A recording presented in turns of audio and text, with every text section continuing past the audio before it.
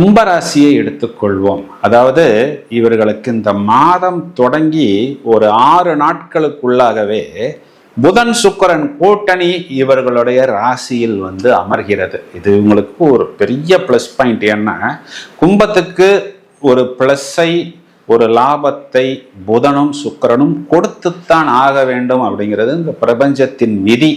ஏன்னா இங்கு புதன் உங்களுக்கு 5ஆம் வீட்டுக்கு அதிபதியாகவும், சுக்கிரன் 9ஆம் வீட்டுக்கு அதிபதியாகவும், பாக்யாதிபதியாகவும், பூர்வ புண்ணியாதிபதியாகவும் வருகிறது. அப்படின்னா என்ன அர்த்தம்னா, ஒரு கிளாரிட்டி, ஒரு புத்திசாலித்தனம், ஒரு அட்ராக்ஷன், ஒரு ஈர்ப்பு, ஒரு பிரகாசம், அதன் மூலம் நிறைய வாய்ப்பு. ராசியில் இருக்கக்கூடிய ராகு புதனுடைய எனர்ஜி, சுக்கிரனுடைய எனர்ஜியை வாங்கி கொண்டு அப்படியே அந்த குருவின் பார்வையில் இதனை பாசிட்டிவாக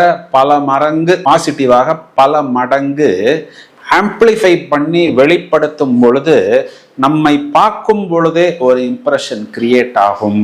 நிறைய வாய்ப்புகள், வேலை வாய்ப்பாக இருக்கலாம், இல்லை அது பிஸ்னஸ் வாய்ப்பாக இருக்கலாம். நம்மளுடைய வயது, தொழில் துறை சார்ந்த விஷயங்களில் நமக்கு நிறைய ஆப்பர்ச்சுனிட்டிஸ், அது பாசிட்டிவ் ஆப்பர்ச்சுனிட்டிஸாக வரும். இதன் மூலம் நமக்கு நிறைய பிரச்சனைகளுக்கு தீர்வு, நம்மளுடைய கம்ஃபர்ட், நம்மளுடைய லக்ஸுரி, நம்மளுடைய சேவிங்ஸ், பிரச்சனைகள் தீர்வது, மேலும் மேலும் அடுத்த கட்டத்துக்கு நாமே நம்மை நகர்த்தி கொள்வது. இந்த செவ்வாய் அமரும் பொழுது நமக்கு அது வெற்றியாகவும், தொழில் மூலம் வாய்ப்பாகும்.